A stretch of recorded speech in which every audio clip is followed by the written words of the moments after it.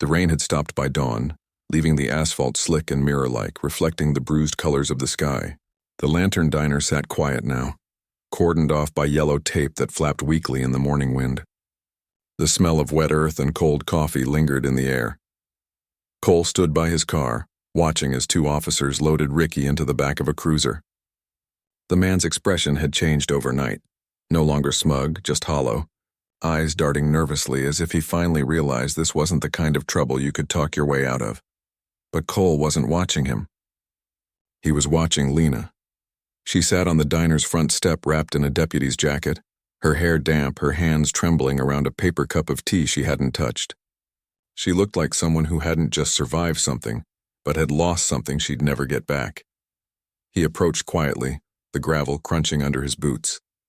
She didn't look up until he crouched beside her. "They'll take you somewhere safe," he said. "There's a place we work with.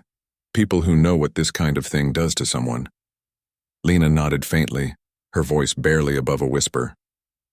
"You think my sister's still alive?" He wanted to say yes. He wanted to tell her that she'd be found, that the men responsible would pay, that happy endings still existed outside of fairy tales, but he'd been doing this job too long to lie.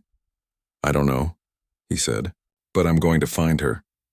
Her eyes met his for the first time, full of exhaustion, fear, and something fragile but unbroken. Hope. "You promise?" Cole nodded once. "I don't make promises I can't keep." He stood, turning toward the horizon where the road disappeared into fog. Somewhere out there a trail waited, thin, frayed, but not gone. He drove until the diner disappeared in the rearview mirror, replaced by endless miles of wet road and telephone poles slicing through the gray morning. His phone buzzed, a secure line. "Cole," a voice said. It was Agent Monroe, his handler. "I read your report. Local PD confirms Lena's story. Ricky's been running a small trafficking ring out of that diner for at least a year. But he's just muscle. There's someone higher, someone we've been looking for." Cole tightened his grip on the wheel. "You think this ties to Vargas?" "That's the theory. The diner's suppliers matched two of his shell companies. If that's the case, Lena's sister might still be alive." Cole's jaw set. "Then I'm not stopping." "Careful," Monroe warned. "If Vargas is involved, you're walking into something bigger than one rescue. You go in alone and we may not be able to pull you out." Cole glanced at the rearview mirror again as if he could still see the fear in Lena's eyes. "Then I'll make it quick." He ended the call. By the time night fell again, he was parked outside a warehouse 2 towns over. The place looked abandoned, broken windows, rusted siding, but the faint hum of generators behind the walls told a different story. He sat still for a moment, listening to the rain starting again, softer this time, like a whisper. He thought about the first case he ever worked, the one that almost broke him. A girl, 15, gone without a trace. He'd found her too late. Her face still haunted him in dreams, hovering just behind every case since. He told himself this time would be different. It had to be. He slipped on his gloves, checked his weapon, and moved through the shadows toward the back of the building. The air smelled of oil and rot. Every step echoed like a secret he wasn't supposed to hear. Inside, the dim light of a single bulb flickered over crates stamped with coded numbers. Shipping manifests. Paper trails. He pulled one from the stack, scanning it with his phone's camera, then froze. The sender's name, M. Vargas Enterprises. He exhaled slowly. The lead was real, but something else caught his eye. An open ledger on a nearby desk, pages filled with names and numbers.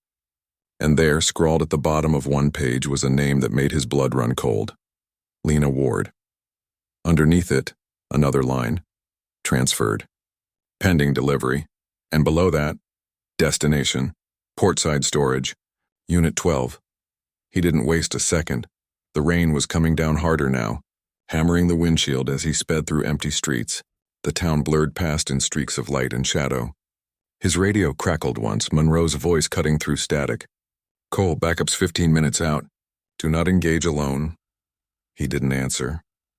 By the time he reached the docks, the night had swallowed everything. The only light came from sodium lamps reflecting off the slick concrete. He parked 2 blocks away, moving on foot. Unit 12 sat at the far end of the row, a corrugated steel door half open, a faint glow leaking from inside. He could hear voices, men talking, laughing. He crept closer. "Get the truck ready," one said. "We're moving her tonight." Cole's pulse quickened. He pressed himself against the wall, peering through the gap. Inside, 3 men. One of them held a clipboard. Another checked a van idling near the door. And sitting in the corner, hands bound, head lowered, was a girl, younger than Lena, maybe 17. Cole stepped inside silently, weapon drawn. The first man never saw him coming. A swift strike to the neck, the sound of a body hitting concrete. The second turned too late. A single punch to the jaw dropped him cold. The third man spun, reaching for a gun. "Don't," Cole warned. The man hesitated, then lunged anyway. The gun went off. The sound exploded in the confined space, deafening. Cole hit him before he could fire again, slamming him against the van, the weapon skittering across the floor. The struggle was quick, brutal, over in seconds. When silence returned, it was punctuated only by the girl's sobbing. Cole holstered his gun, moving to her side. "It's okay," he said softly, cutting her restraints. "You're safe now." She looked up, blinking through tears. "Lena," she whispered, his breath caught. "You're her sister?" She nodded weakly. He exhaled, relief flooding through him. "She's safe. You're both safe now." But the words had barely left his mouth when he heard it, the crunch of tires outside. More engines. Headlights slicing through the rain. Too many. He turned toward the door. The girl clung to his arm, terrified. "They're back," she said. Cole scanned the warehouse. No exits except the front. He guided her behind the van. "Stay down," he whispered. Outside, doors slammed. Boots hit the ground. A voice shouted, "Unit 12! Sweep it." He counted at least 6. Maybe more. The first silhouette appeared in the doorway, a man with a rifle. Cole fired once, hitting the metal beam beside him to draw attention, then rolled behind a crate. Bullets tore through the walls, sparks flying. The girl screamed, covering her ears. He crawled to the van, started the ignition. The engine roared to life. "Get in," he told her. "What are you doing?" Buying time, he floored it. The van shot forward, crashing through the half-closed door, splintering metal. Shouts erupted behind him, gunfire following. The windshield cracked as a bullet grazed the edge. He didn't slow down. They sped through the dockyard, water spraying from the tires. The girl clutched the seat, tears streaming down her face. "Who are you?" she shouted. "Someone who made a promise," he said. He turned sharply onto the main road, lights from the pursuing vehicles flashing in the mirrors. Then, just ahead, more headlights appeared. 3 black SUVs cutting across the lane, blocking the road. For a second, everything slowed. He recognized the emblem on the grille. "Federal Fleet." Monroe's voice filled his earpiece. "Cole, stand down. We've got them." He hit the brakes, the van skidding to a halt inches from the blockade. Agents poured out, weapons ready, shouting commands. The pursuers behind them, Vargas's men, swerved, trapped between the two forces. It was over in less than a minute. Cole sat behind the wheel, breathing hard, watching as the girl was helped out by an agent. She looked back at him, confusion and gratitude tangled in her eyes. Monroe approached, rain dripping from his coat. "You really don't listen, do you?" Cole gave a tired half-smile. "You know me," Monroe sighed. "We got Vargas's location from one of the men you dropped at the warehouse. But it's worse than we thought. He's moving the rest of the captives tonight." Cole's stomach sank. "How many?" "Dozens." The rain fell harder again, like the sky itself was growing impatient. Cole stared past Monroe, watching the girl reunite with Lena, who had just arrived in a patrol car. The two sisters clung to each other, shaking, crying, proof that sometimes, even in all the chaos, something good survived. Monroe followed his gaze. "You could walk away now. You did your part." Cole shook his head slowly. "Not while he's still out there." Monroe studied him for a long moment. "Then get some rest. You'll need it. We move at dawn." Cole looked up at the horizon, where the storm clouds were breaking just enough for a sliver of light to appear. "He's not waiting until dawn," he said quietly. "Neither am I," Monroe frowned. "Cole?" But the agent was already walking away, the rain swallowing the rest of his words. He reached his car, slid inside, and sat for a moment, letting the sound of the storm fill the silence. His reflection in the rearview mirror looked older, harder, but his eyes burned with the same quiet fire. He opened the glove box and pulled out the folded napkin, the one Lena had written on. The ink had bled from the rain, the words nearly gone. He stared at it for a long time, then tucked it back into his pocket. The phone on the seat beside him buzzed again. "Unknown number," he answered. A voice, low and distorted, came through the static. "You should have stayed out of this, Agent Cole. Now it's your turn to disappear." The line went dead. For a moment, all he heard was the rain. Then he started the engine. The headlights cut through the darkness like blades, and somewhere beyond that darkness, the man he'd been hunting. The road stretched out ahead like a black ribbon cut through the storm. Lightning crawled across the horizon, illuminating the jagged outline of the mountains where the rain fell hardest. Cole drove with one hand on the wheel, the other gripping the phone he'd just dropped onto the passenger seat. The anonymous threat still echoed in his mind, cold and deliberate. He'd heard voices like that before. Men who thought fear was a weapon, but this time the chill in his gut wasn't for himself. It was for the people still trapped in Vargas's network, the ones whose names were nothing more than ink on a page. The wipers screeched across the glass, smearing the rain into streaks. His headlights caught flashes of road signs, miles blurring by faster than he realized. He wasn't following a trail so much as chasing a feeling, an instinct sharpened by years of living between danger and purpose. Somewhere out there, Vargas was moving his cargo. And if Cole didn't find him before sunrise, those people would vanish again into the dark. He turned off the main highway, following an old access road that wound through the forest. The rain softened to a drizzle, replaced by the rhythmic drone of cicadas and the distant echo of thunder. When he reached the crest of the hill, he killed the engine and let the silence close in. In the stillness, memories came uninvited. The first time he'd joined the agency, young, fearless, still believing justice was clean. Back then, he thought the world was divided neatly between villains and victims. But somewhere along the way, those lines blurred. Sometimes the people you saved never wanted saving. Sometimes the ones you trusted were the ones who sold you out. He took a slow breath, forcing the past back into its cage. A faint glow appeared through the trees ahead, a small industrial compound, its perimeter fenced, its gate guarded by a single booth. The place looked abandoned from a distance, but through binoculars he could see the movement. Shadows crossing under floodlights, a truck idling near the loading bay. This wasn't a warehouse, it was a waypoint, a temporary stop before the final handoff. Cole checked his watch. 2:14 a.m. He had maybe an hour before Vargas arrived. He slipped from the car and moved through the wet grass, silent as the night itself. The air was heavy with diesel fumes and damp metal. Every noise felt amplified, the rustle of his jacket, the crunch of gravel beneath his boots. He reached the back fence, clipped it, and slipped through. Ahead, the truck's engine coughed, then went quiet. Two guards lit cigarettes, their laughter drifting across the yard. Cole moved along the shadows, ducking behind crates until he reached the side door. He listened, muffled voices inside. He eased it open just enough to peer through the crack. A group of men sat around a folding table, counting cash, the bills damp from the humidity. On the far wall were several cages, empty except for one. Inside, a man sat slumped forward, wrists tied, head down. His face was bloodied, swollen. Cole's heart tightened. Another captive, but not one of Vargas's victims. This man wore the dark jacket of an informant. He slipped inside quietly, hugging the wall. One of the guards laughed at a joke, slapping the table, giving Cole the moment he needed. 2 quick steps, a sharp strike to the neck. The man dropped without sound. The others turned, startled, but Cole was faster. A flash of motion, a disarm, the crack of bone.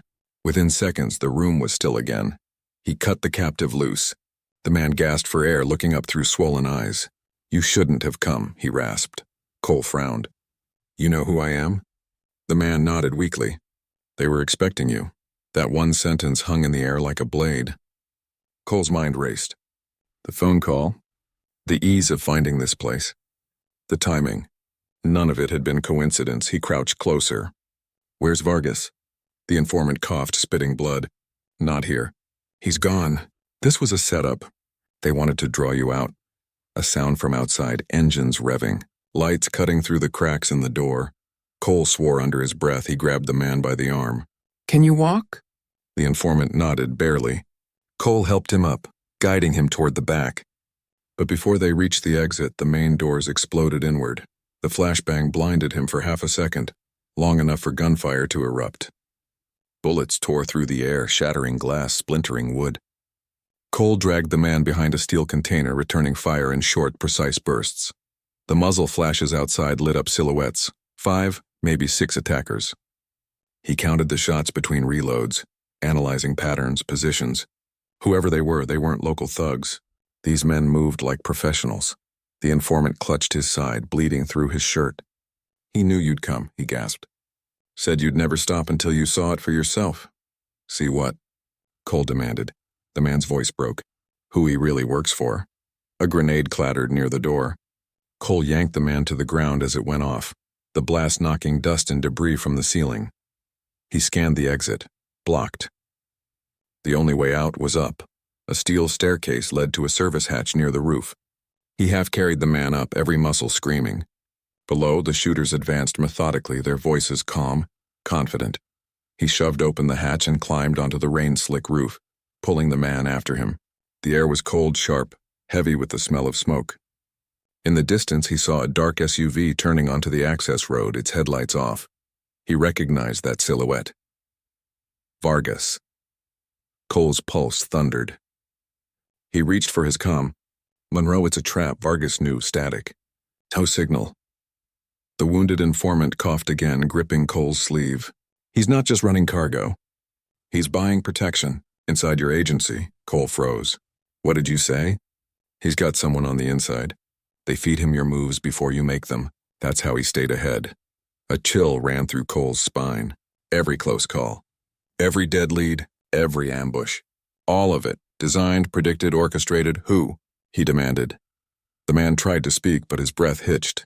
He pressed something into Cole's hand, a small metal key with a number etched on it. Then his eyes went glassy, fixed on the storm above. Cole stared at the key, the engraving faint but clear. Locker 47. Union Station. He barely had time to process before another explosion ripped through the compound below. Fire surged upward, smoke billowing. Cole shielded his face, the heat biting at his skin. He looked down. The SUV's door was open now. A man stepped out, face hidden beneath the brim of his hat, his silhouette framed by the blaze. Vargas raised his head slightly, as if he could see Cole through the chaos. Then with a faint, almost mocking gesture, he tipped his hat and disappeared into the smoke. Cole's heart pounded. The key in his hand felt heavier now, like a secret that could shift everything. The fire spread quickly, consuming the roof. He dropped back through the hatch, sprinting toward the rear exit, the flames chasing him. When he burst out into the rain, the compound was already collapsing in on itself. He stumbled into the mud, gasping for breath, drenched and shaking. The key glimmered faintly in his palm, the numbers catching the lightning. Locker 47. Somewhere in that locker was the answer to every question he'd been asking. Who Vargas really worked for, who had betrayed him, and maybe, just maybe, why this case had never been about just saving people. As the flames roared behind him, Cole looked up at the storm breaking open above the trees. For the first time, he felt something heavier than fear, doubt. Because if Vargas had someone inside the agency, then maybe the voice on the phone wasn't a threat. Maybe it was a warning, and maybe, just maybe, he'd been chasing the wrong enemy all along. Union Station was still half asleep when Cole arrived, its glass ceiling dripping with the remnants of the storm, the marble floors reflecting streaks of pale light from the waking city. Commuters moved like ghosts through the atrium, dragging suitcases, sipping coffee, unaware that somewhere among them, the weight of an entire investigation hung inside one metal locker. Cole's clothes were still damp from the night before. His reflection in the station window looked like a stranger, a man carved from sleepless hours and adrenaline, eyes rimmed red, jaw clenched with purpose and something that looked a lot like fatigue. He moved through the crowd with practiced stillness, invisible in plain sight. Locker 47 was tucked away in the oldest part of the terminal, down a narrow corridor that smelled of metal polish and time. The fluorescent lights buzzed overhead, too bright for the early hour. He found the locker and slid the key in, the sound of the tumblers clicking into place far louder than it should have been. Inside, there was no weapon, no cash, no hard drive, just a single manila envelope. He pulled it out, heart hammering, and flipped it open. There were photographs, dozens of them. Lena's diner, the warehouse, the van, his car, his apartment. Every move he'd made in the last 6 weeks documented with surgical precision. Someone had been following him long before he'd realized he was being hunted. He flipped to the last photograph and froze. It was taken through a window, his handler, Agent Monroe, sitting at a diner booth. Across from him, face obscured by shadow, was a man with a scar along his jaw. Cole didn't need to see the rest to know who it was. Vargas. The world seemed to tilt for a moment, the edges of the photo blurring. He stared at it until the ink itself felt alive beneath his fingertips. Monroe. The one man he trusted completely. The one voice guiding him through every dead lead, every false trail. He stuffed the photos back into the envelope, forcing his breathing to steady. The crowd around him blurred into meaningless motion, faces merging into a wash of color and sound. He could still hear Monroe's words from 2 nights ago. "We move at dawn." He thought it had been strategy. Now he realized it had been choreography. Every move planned, every path designed to lead him exactly where they wanted him, away from the truth. A train roared past, shaking the walls. Cole looked up just long enough to see 2 uniformed officers enter the hall, scanning faces. His instincts flared. He turned away, slipping the envelope under his jacket, and merged into the flow of passengers. By the time the officers reached the lockers, he was gone. He didn't stop walking until he reached the far side of the station, where an old maintenance door led to the street. Cold air rushed over him as he stepped outside. The city was waking up. Vendors opening carts, taxis honking, the metallic hum of the morning train line weaving through everything. He ducked into an alley and leaned against the wall, closing his eyes. For a brief moment, he let himself feel the weight of it all. The betrayal, the exhaustion, the sickening realization that the enemy wasn't just Vargas. It was the system that had taught him how to trust. When he opened his eyes again, he wasn't thinking about protocols or chains of command. He was thinking about Lena and her sister, about every person who'd been lost because someone at the top decided they were collateral. He reached for his phone and scrolled through until he found a number he hadn't used in years. Evelyn Hart, former agency analyst now working off-grid after a classified leak forced her into exile. If anyone could trace the connections between Vargas and Monroe, it was her. The line clicked after 2 rings. "Cole," her voice said, sharp but cautious. "You're either desperate or stupid." "Both," he replied. "I need a trace run. Vargas and Monroe. I think they're working together." A pause. "You realize what that means, right? If you're right, you're sitting in the middle of a burn operation. They're cleaning house." He glanced at the envelope. "Then I need to move faster than they can," she sighed. "Send me what you have. I'll call when I've got something." The call ended. Cole looked out toward the skyline, watching as the clouds thinned and sunlight cut through the haze. The calm after the storm never felt so temporary. He needed a place to disappear, somewhere off the grid. He thought of an old contact, Marcus, an ex-soldier turned mechanic who owed him a favor. The man ran a shop on the edge of town, the kind of place where secrets collected like dust and nobody asked questions. An hour later, Cole pulled into the cracked lot of Mason Auto. The smell of oil and rust hit him as he stepped inside. Marcus looked up from under a lifted car, wiping his hands on a rag. "You look like hell," Marcus said. "Been a long night," Cole replied. "Coffee's in the back. You're lucky I still keep it around for ghosts." Cole managed a faint smile. "Need a quiet place to think. Maybe a burner and a fresh set of plates." Marcus studied him for a moment, then nodded. "Whatever you're in, I don't want to know. But I'll help you get out." As Marcus disappeared into the back, Cole sat at the workbench, spreading the photos across the scarred metal surface. One image caught his attention, a warehouse blueprint tucked behind the rest. It wasn't one he'd seen before. The address was blacked out except for the last 3 digits, 9-cetamine. Before he could think it through, his phone buzzed. "Evelyn again. I found something," she said, voice low and urgent. "Monroe's been transferring data to an offshore node for months, encrypted through a front company that traces back to Vargas's network."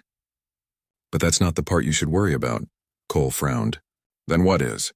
"Someone else accessed your personnel file 3 days ago." The request came from Monroe's office. He felt the chill before he processed it. "They're setting me up." "Worse," she said. "They're rewriting you. If the system finishes syncing, you'll be flagged as a compromised agent. Traitor classification. You'll vanish on paper before you vanish for real." The sound of rain started again outside, faint but steady. Cole closed his eyes. How long do I have? Hours, maybe less. He hung up and stared at the photos again. The sense of control he'd once lived by, gone. Every safety net he'd trusted was now a snare. But there, in the chaos of the images, something caught his eye. A reflection in one of the photographs taken through a diner window. Not Monroe, not Vargas, a woman, standing behind them, blurred but distinct. A silver chain around her neck, a pendant he recognized immediately. Lena. He froze, staring. She wasn't supposed to be part of this anymore. He'd made sure she was safe, but the photograph was recent. 2, maybe 3 days old. The room seemed to tilt again. The betrayal, the threats, the trap, it all coiled together into a shape he hadn't expected. She hadn't been the victim anymore. She'd been part of it. Marcus returned, holding a duffel bag and 2 new license plates. Got what you asked for, he said. Cole didn't answer right away. His mind was still stuck on that image. The pendant. The shadow behind the glass. He finally looked up. Marcus, he said slowly, how fast can you get me to exit 917? Marcus frowned. That's the industrial zone. Nothing out there but storage and broken promises. Cole picked up the envelope, his voice quiet but certain. Then that's exactly where I need to be. He shoved the last of the photos into his jacket, the one with Lena's reflection still burning in his mind. As he stepped out into the rain again, something inside him cracked. The thin line between trust and suspicion, between duty and survival. For the first time, he wasn't sure which side of the line he was standing on. And as thunder rolled across the sky, a single question echoed louder than the storm itself. Had he saved the wrong person, or had she saved him for all the wrong reasons? What would you do if the waitress serving your meal was silently crying, and you realized she wasn't allowed to ask for help? It was 10:47 p.m. when the man in the gray hoodie pushed open the door of a nearly empty diner off Highway 41. The neon sign outside buzzed weakly, flickering between open and pen, as if the place itself couldn't decide if it still wanted to exist. Inside, the air smelled of burnt coffee, old grease, and something faintly metallic. Fear, maybe, though that's not a smell most people notice. He slid into a booth near the window, his reflection fractured by streaks of rain on the glass. The waitress appeared almost immediately, young, maybe 23, with tired eyes and a smile so forced it looked like it hurt. Her name tag read Lena. She greeted him with the kind of mechanical warmth that comes from someone who's learned to sound okay even when they're breaking inside. Coffee? She asked. Yeah, he said, his voice calm, almost too calm. She poured it without meeting his eyes. Her hands trembled slightly, the pot rattling against the rim of the cup. He noticed. He noticed everything. The man wasn't just another late-night drifter. His name was Samuel Cole, and he'd been undercover for 11 months working a trafficking case that had gone cold 3 weeks ago. He wasn't here for coffee. He was here to meet an informant who never showed up. But as he watched Lena, something shifted. The way she hesitated before stepping away, the way her eyes darted, quick, nervous glances toward the kitchen, where a man in a stained white apron leaned against the doorframe, watching her with a smile that didn't reach his eyes. Cole's instincts hummed like an alarm. He took a sip of his coffee. Bitter, overbrewed, perfect cover for thinking. The waitress returned a minute later with a laminated menu, corners peeling, the pages smudged with fingerprints. She leaned closer than necessary, lowering her voice. You should order the number 7, she whispered, her lips barely moving. Cole froze. On the surface, it sounded like a simple suggestion, but her eyes told a different story.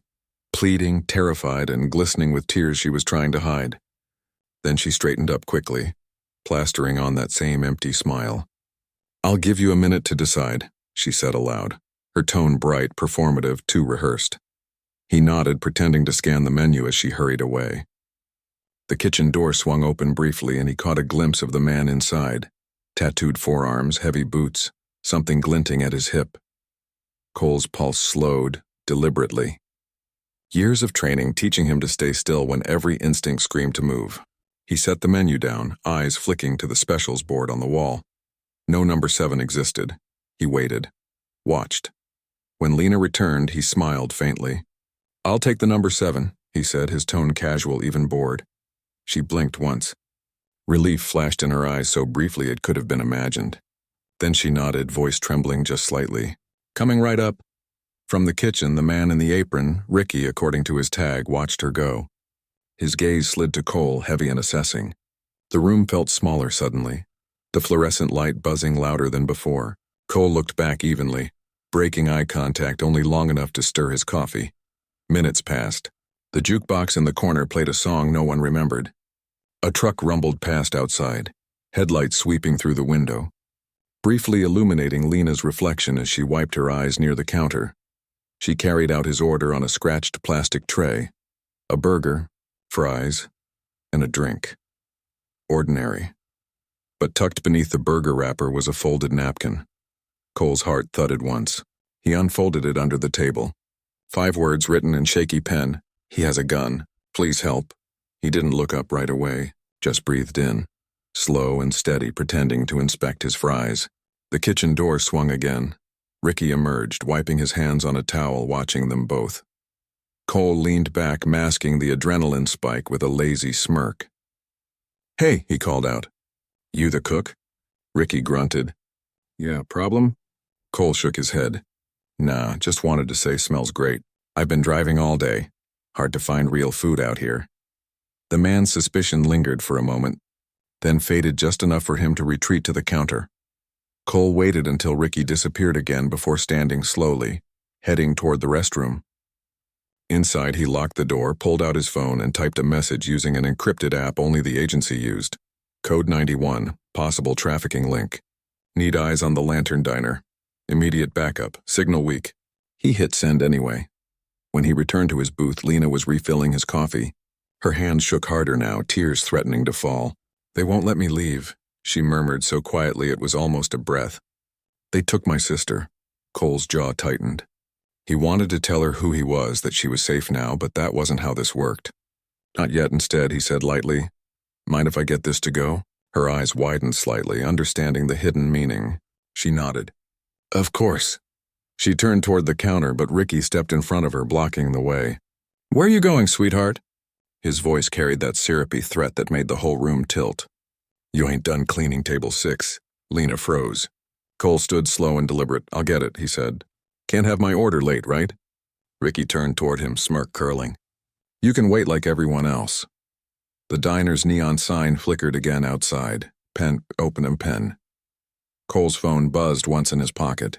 A single vibration, back up en route. He smiled faintly, as if unfazed. All right then, he said, sitting back down. The clock above the counter ticked loudly, every second stretching longer than the last. Lena moved mechanically through her motions, eyes flicking toward the door like a prisoner counting exits. Cole took another sip of his coffee, voice steady.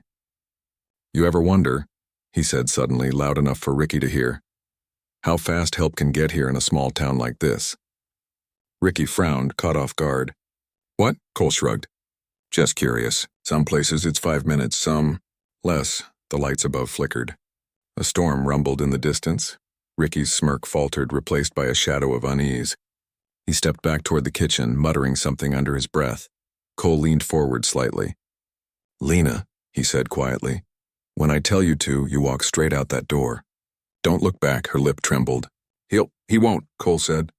Not tonight. She swallowed hard, nodding almost imperceptibly. The door to the kitchen slammed open again. Ricky came out holding something metallic. Probably a spatula, but the motion was sharp, deliberate, meant to intimidate. He tossed it onto the counter with a clatter. Y'all making me nervous with all this whispering. Cole smiled again, easy, disarming. Relax, man. Just talking about the food. That burger's the best thing I've had all week. Ricky grunted but didn't move away. He just stood there watching, daring anyone to say something else. Outside, the faint red and blue flicker of a distant siren appeared at the end of the highway, blending with the rain and night fog. Cole's heartbeat synced with the rhythm of it. Almost there. He reached for his cup, tapped it twice on the table, a quiet signal Lena didn't fully understand but obeyed instinctively. She turned toward the door, wiping her eyes, pretending to gather herself. Ricky noticed. Where do you think you're going?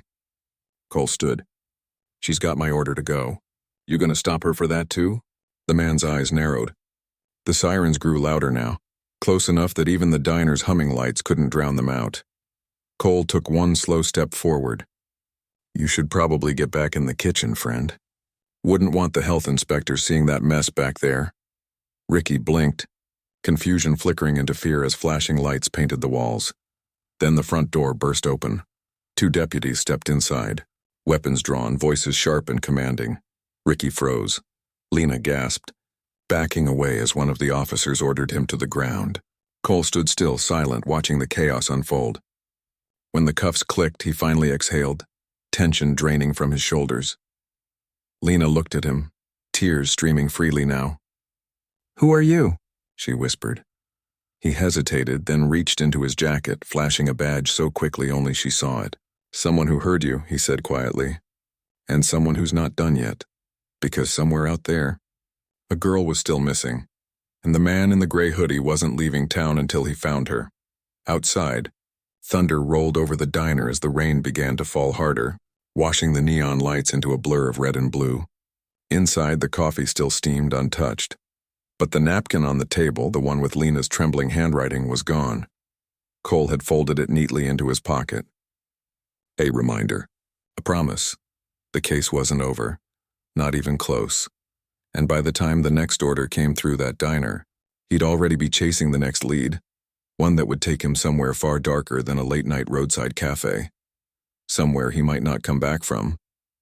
But for now, the waitress was safe and the rain kept falling. The city woke slowly, like a body remembering it was alive. A soft mist hung above the river, wrapping the skyline in a pale gray glow. For the first time in months, there was no sound of sirens chasing through the night.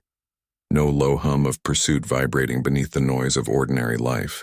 Just rainwater trickling down gutters and the quiet hush of a world trying to start over. Cole sat in the car at the edge of an overlook, the steering wheel slick beneath his fingers. The engine was off.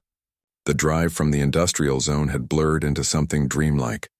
Streetlights bending through the downpour. Reflections of the city stretching across puddles like shards of another reality.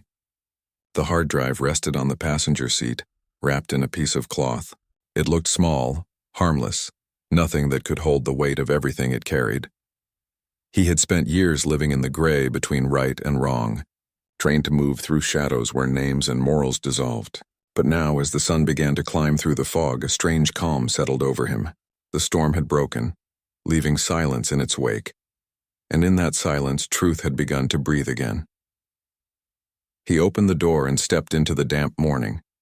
The air was cool, laced with the scent of wet earth and exhaust. Down below, the city's reflection rippled in the river, a place both familiar and foreign, beautiful in its imperfection. He thought about Lena, her voice barely a whisper, her eyes holding something more powerful than anger. Clarity. She had seen the rot for what it was, and she had fought not to destroy, but to reveal. He wondered if she'd known what would happen. If the moment she pressed upload, she'd already accepted what came next. Her name would never appear in reports or news broadcasts. She would be erased, rewritten, like so many before her. But truth had its own way of surviving. Echoes in the dark, ripples in the water. Cole picked up the hard drive, running his thumb over the cold metal. Evelyn's last message had come an hour ago. "It's out," she'd written.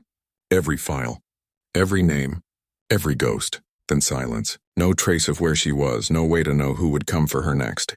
But she'd done what he couldn't. She'd lit the fuse. He sat on the hood of the car, letting the breeze brush through his hair. For the first time, he didn't feel like a fugitive or an agent. He just felt human, fallible, tired, real. Somewhere in the distance, a construction crew started up. The rhythmic clang of steel against steel echoing through the valley. Life was rebuilding itself, unaware that the foundations beneath it had just shifted. He closed his eyes and listened. To the hum of the wind, to the rhythm of his breathing, to the faint echo of Lena's voice that still lingered in the back of his mind. Tell them she wasn't afraid. What did courage really mean? He wondered. Was it the act of standing up to something larger than yourself? Or was it the quiet acceptance that you might never see the result of what you've begun? Maybe courage wasn't about fighting monsters. It was about choosing to walk through darkness knowing you'd be changed by it, and doing it anyway. He thought of Monroe, of the way his eyes had clouded when the truth caught up to him. In another life, Cole might have followed that same path, serving systems instead of people, justifying every compromise in the name of stability. He could still hear Monroe's final words in his head. "You can't stop it, Cole, it's too big." And maybe Monroe was right. Maybe the machinery of power and corruption was too vast to destroy. But what Monroe never understood was that people didn't need to burn it all down to make a difference. They just needed to stop pretending not to see it. Truth didn't always arrive like thunder. Sometimes it came as a whisper in the quiet, slowly unraveling what people thought they knew. Cole looked down at the city again. Already small ripples were forming. Anonymous reports, leaks to the press, officials denying what was undeniable. The agency would fracture from the inside, its leaders scrambling to erase their own fingerprints. For the first time, the silence would be broken not by rumor, but by proof. He reached into his jacket pocket and pulled out Lena's pendant, the silver chain he'd taken from the warehouse floor before leaving. The metal was cool, the edges worn. He let it rest in his palm, glinting faintly in the early light. There was a small engraving on the back he hadn't noticed before. A single word, remember? He closed his fist around it. "Yeah," he murmured. "I will." A low rumble of thunder rolled in the distance, though the sky was clearing. The storm was moving on, leaving only the scent of rain and the echo of what it had washed away. He turned toward the car, slid into the driver's seat, and set the pendant on the dashboard. The hard drive remained beside him, a reminder, not a burden. He didn't know where he was going. Maybe somewhere far from the city. Maybe nowhere at all. The road ahead shimmered with thin sheets of water that caught the morning light like glass. He pressed the ignition. The car came alive, the sound of the engine soft but steady. He thought of all the names hidden inside that data, people whose stories would finally be told. Some would be angry. Some would feel betrayed. Others would just feel free. But no one would be able to look away again. And maybe that was enough. As the tires rolled over the wet asphalt, Cole's reflection blurred in the window beside him. The man who stared back looked older, quieter, but lighter somehow.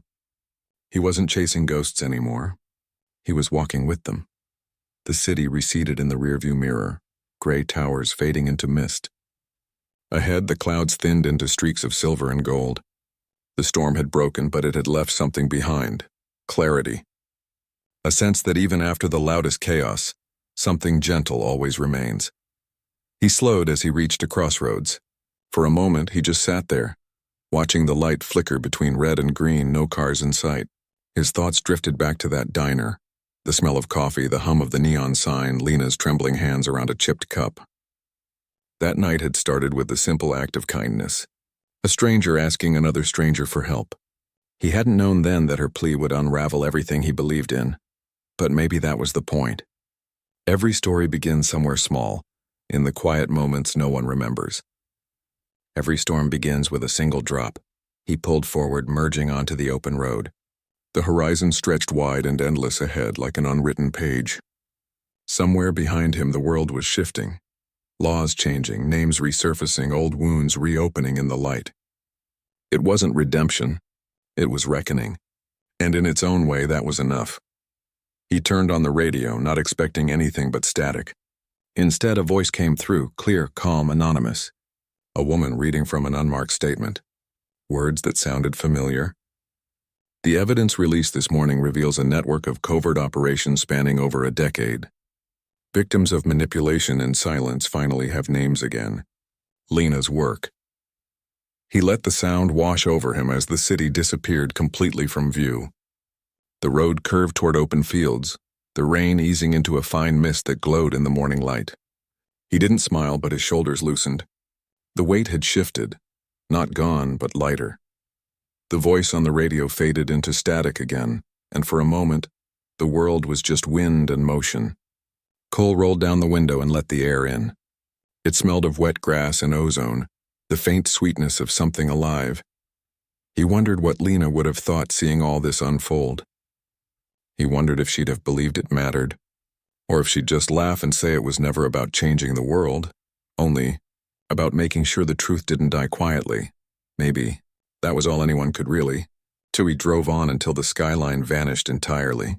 until the road turned into a ribbon of silver beneath a clearing sky. The morning sun broke through the clouds at last, scattering gold across the wet earth. In that light, the world looked different. Not new, but honest. Cole rested one hand on the wheel and let the other hang out the window, feeling the wind tug at his fingers. Somewhere far behind, the storm had left the city trembling, but ahead everything was open, quiet, uncertain, and full of possibility. And as the road stretched endlessly before him, one thought echoed quietly in his mind, carried on the hum of the tires and the rhythm of the air. In the end, truth doesn't set you free. It reminds you what freedom costs. The horizon blurred, the light grew warmer, and the storm finally was gone. Rain hammered the windshield like a ticking clock counting down to something he couldn't name. Cole drove through the industrial outskirts, the wipers slicing across glass in rhythm with his pulse. The city lights faded behind him, swallowed by the black horizon where old warehouses sat like rusted tombs. Exit 917 came up without warning, a cracked sign half hidden by vines leading down a road the world had forgotten. The air smelled of metal, wet earth, and ghosts. His headlights caught the outline of an abandoned factory, its broken windows blinking with faint reflections of lightning. He pulled over a few yards away, engine running just long enough to warm his shaking hands. Then he killed the ignition and stepped out. Every step toward that warehouse felt heavier than the last, the night pressing against him, the rain soaking through his jacket. There was a hum inside the building, low, mechanical, alive. He slipped through a side door that had already been forced open, its lock twisted by someone who knew exactly what they were doing. Inside, the air buzzed with electricity. Screens glowed from the far side of the room, lighting up rows of old machinery now serving as walls for a makeshift command center. And there, silhouetted by the cold blue light, stood Monroe. He didn't look surprised. "Just tired. I figured you'd find this place," Monroe said without turning. "You always did have a nose for trouble." Cole stayed silent, eyes darting between the monitors. Every one of them showed surveillance footage. Lena's diner, the parking lot, the station. Him. "You've been watching me," Cole said quietly. "I've been protecting you," Monroe replied, finally turning to face him. His expression was unreadable, the calm of a man who had already justified everything to himself. "You got too close to Vargas too fast. You were supposed to take the bait, not pull the net.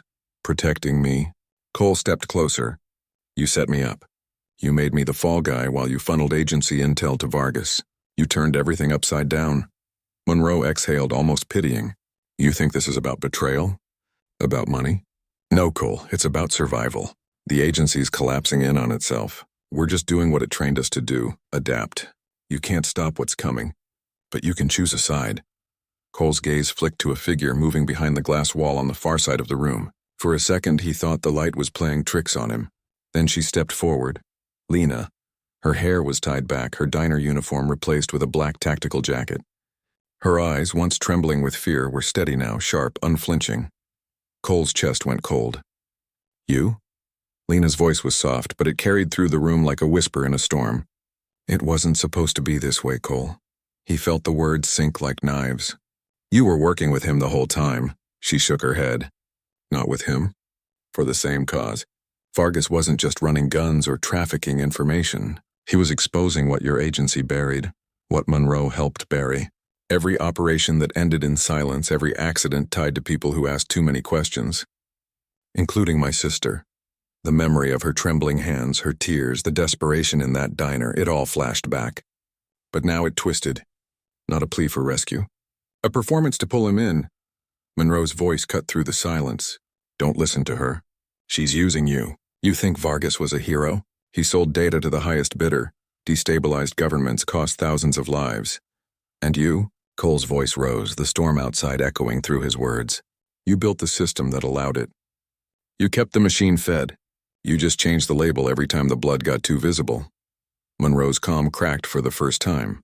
"You don't understand how deep it goes." "I understand enough," Cole said, pulling the envelope from his jacket and tossing it onto the table. "You made me your weapon. But you forgot one thing: I can aim myself." The tension snapped like wire. Monroe's hand went to his holster. Cole moved faster, slamming the table, sending papers flying. A single gunshot cracked through the building, deafening in the echoing space. Cole dove behind a metal pillar. The monitors flickered, one shattering in a burst of sparks. Lena ducked behind a console, shouting, "Stop! Both of you!" But Monroe wasn't listening. His face was carved with panic now, eyes wild. "You don't know what you're doing, Cole. There's a kill order on both of us. The agency already pulled the plug." Cole's breath came hard and fast. "Then we're already dead." He swung out from cover, fired once. The bullet hit Monroe in the shoulder, spinning him against the wall. The older man slumped, groaning, his gun clattering across the floor. For a long moment, the only sound was the rain. Then Lena stood, shaking, her gun aimed at Cole. "Don't," he said softly. "You don't get it," she said. "If I don't bring you in, they'll erase me too." This was never about revenge, it was about proof. "Everything you saw, everything we've done, it's all in that data. I can still finish it." Cole took a slow step toward her. "And then what? You think they'll let the truth out? They'll bury it with both of us." Lightning flashed, bleaching the room in white. Her hands trembled, tears breaking through her composure. "I can't keep running, Cole. I need it to mean something." He looked at her, not as an agent, not as a liar, but as someone who'd been forced to wear too many masks for too long. The silence between them carried every word they didn't say. Behind her, Monroe moved. His bloodied hand reached for the gun. Cole saw it before she did. "Lena!" The shot rang out, sharp and merciless. For a heartbeat, no one moved. Then Lena staggered backward, eyes wide, a red bloom spreading across her jacket. Monroe's gun slipped from his grasp as he fell, hitting the concrete like punctuation at the end of something inevitable. Cole caught her before she hit the ground. The monitors behind them flickered, static filling the air. She tried to speak, but only a whisper escaped. "I thought I could fix it," she breathed. "You did," he said, voice breaking. "You showed me what needed to be seen." Her eyes met his one last time, soft now, distant. Tell them she wasn't afraid." Then her breath stilled. The hum of the computers faded under the storm. Cole sat there, holding her, the truth heavy and hollow in his chest. When he finally stood, the monitors were flashing warnings. Data upload complete. Somewhere, somehow, the files Lena had fought for were already being sent into the world. He turned toward Monroe, who was still barely conscious, his voice hoarse. "You can't stop it, Cole. It's too big. You release that data, you burn everything." Cole's voice was quiet. "Then maybe that's what it takes to start over." He pulled the hard drive from the console, slipped it into his pocket, and walked out into the storm. The rain felt colder now, washing the blood from his hands, the grime from his face. Somewhere behind him, sirens were already rising, a new storm closing in. He reached his car, paused, and looked back one last time at the warehouse. In the distance, lightning tore the sky open, illuminating the building like a dying memory. He thought of Lena, her trembling hands holding a tray of coffee, the way her eyes had begged for help that first night. He realized now she hadn't been begging at all. She'd been daring him to see past the lies, to face the truth. The drive ahead was empty. No destination, just the faint hum of the city returning to life, unaware of the storm it was about to inherit. Cole started the engine. The headlights cut through the darkness. Somewhere far off, alarms began to blare, systems crashing, secrets unraveling. And as the road stretched ahead like a vein through the sleeping world, he felt something strange, a flicker of calm. Not peace, not yet, but the quiet before something new begins. Because sometimes to cleanse the world, you don't need justice. You need a storm strong enough to wash everything away.